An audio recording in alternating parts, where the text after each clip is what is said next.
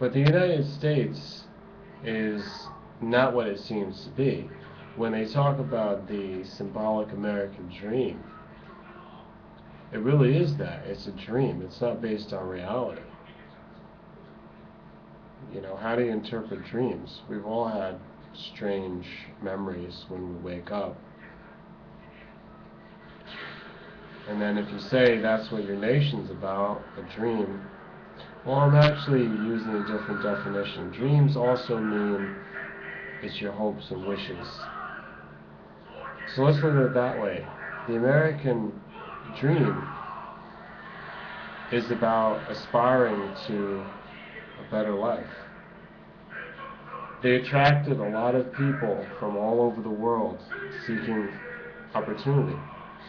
But all that opportunity is a capitalistic greed. Capitalistic greed that only seeks to gratify its own ego. That's America. The people that have succeeded in America over the past 50 years, they've given rise to the next generation and sometimes their grandchildren, the ones who now don't appreciate what it is to come here and experience the change coming from the old world where there's no opportunity for anything modern. There's nothing but a piece of ground that your ancestors are from. But you come to this new place which is building and expanding just suddenly, just with this buzz, this excitement. And you can be part of it. You can open up a 7-Eleven. You can invent something. You can buff the floors at night. You know, whatever it is that they did when they immigrated. They saved their money, they invested, they created a home, they created a family. But look at the next generation, or the generation of the grandchildren. There's no experience of that. So there's nothing to teach them gratitude. When you come from nothing, and then you work hard and you gain it, there's more integrity. But when you're born into it, and you're in the America that's already been established, and I'm talking about all the young people, including myself, we came along later. We were not the immigrants. We were born from immigrants that had already settled and succeeded somewhat. They succeeded to the extent that they got to stay in this new land. But we don't have that. There's no experience to, give us this. We're taking it for granted because we've always had that. We think that's what we are. We're born with it. But yet, that's not the truth for everybody, because there are second-rate citizens that have always been born in the United States as citizens in the past 50 years. These are minorities.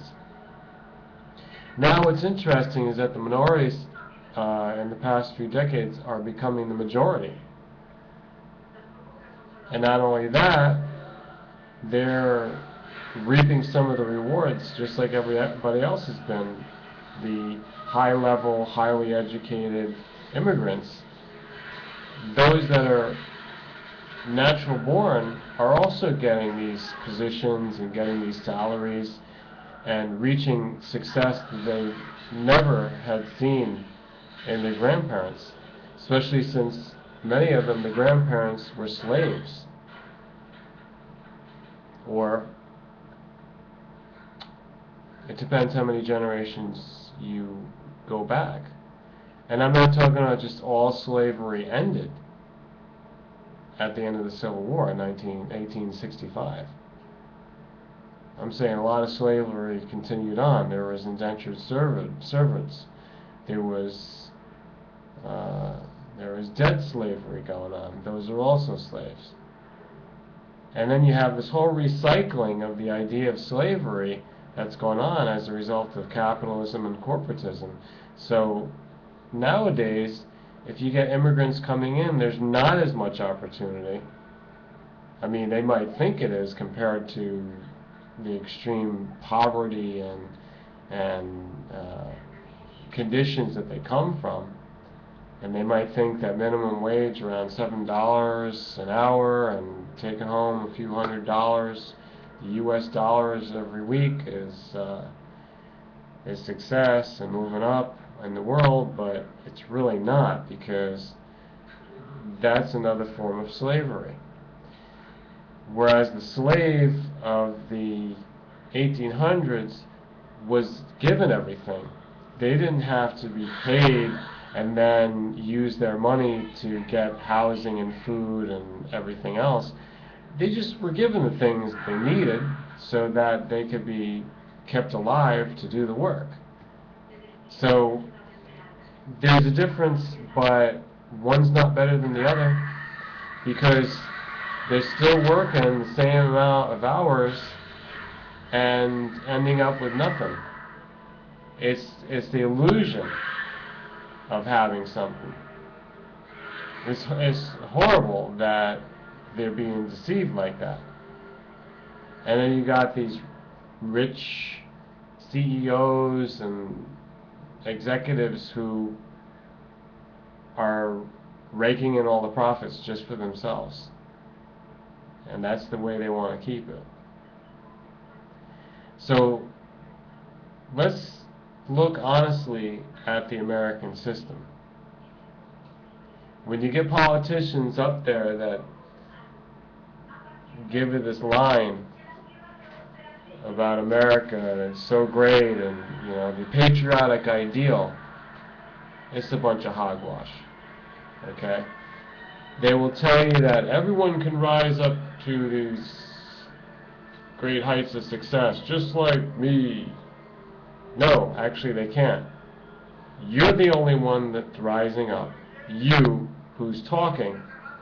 And all the people listening, several thousand or 10,000 to your one, will never gain that success, will never have that office, will never have that position, will never get that kind of salary.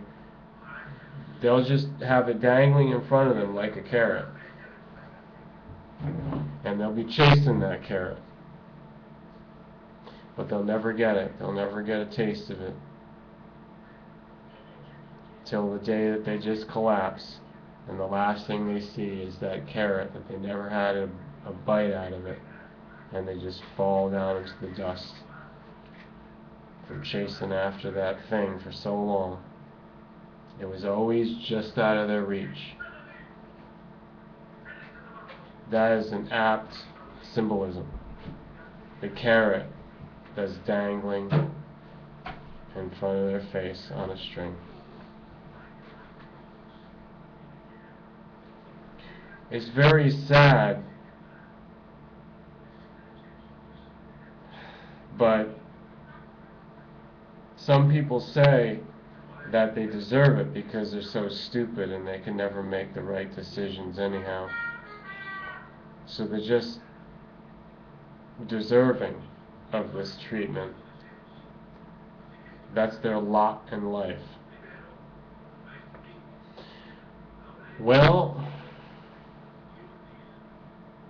I think we've had enough depression for one video. And I just want to tell you that I escaped from the rat race cycle. I escaped from the American dream. I'm not completely out of it. There's still some of the trap that I'm stuck in. There is some residue.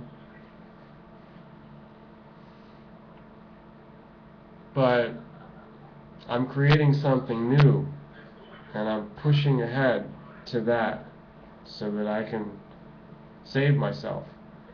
And I'm not going to tell you from my position that you can all do that. Like the lying politician with his patriotism, so you can support him. I don't need people to support me. It's a little bit different where I'm going. I think there will be a few people that come my way, but most of you listening, you're stuck. And you want to be stuck because you're attached to those things that you can never let go of. And that's what I had to do. I had to do the hard work. When I was in America, I had to just let go, you know, and if I had something, I would try to hold on to it. I'm just looking at this book here. I have a world atlas, and I got it at one of those big retail chains. I forget which one, but it was on sale. A lot of times they have these bulk deals because they'll get a few cases of these and they're going out of print, or it's not the newest one, and you know, it normally will retail for 20 or 25 bucks, and I'll get it for like 10% of that. So I hang on to these things as an American in the modern world. That's just an item, and I know a lot of you live for that because you've got bookshelves of that stuff. And I'm not saying that's bad, but look at the cleaning that we do.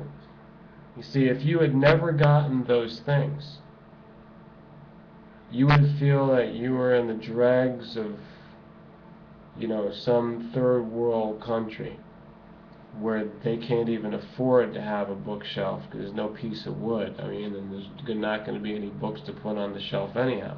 There's nowhere to buy the books. You can walk as far as you imagine before you collapse, and there ain't a bookstore. And it's not just the books. Think about it as electronic gadgets. Think about it as, you know, vehicles that you can drive. Think about it as video games. Everything they sell, the merchandise, it's all material. See? That's what America's about. It's a materialistic purgatory. And very few people can just let go of being in that system. They'll do everything they can to be there, to be part of that system, so that they feel like they can collect all this stuff around them and succeed with it. I'm just saying, I've had those things. I've lost so much. I've literally lost $100,000 worth of material goods in my travels because it was more important to me to accomplish an action, accomplish getting away, getting to something, trying something new. And then I had to sacrifice this, and, you know, sacrifice things. But I can't regret it. I'll have things that are permanent. I'll have a shrine. I'll have a thing collection that I can give to my kids of useful items. For example,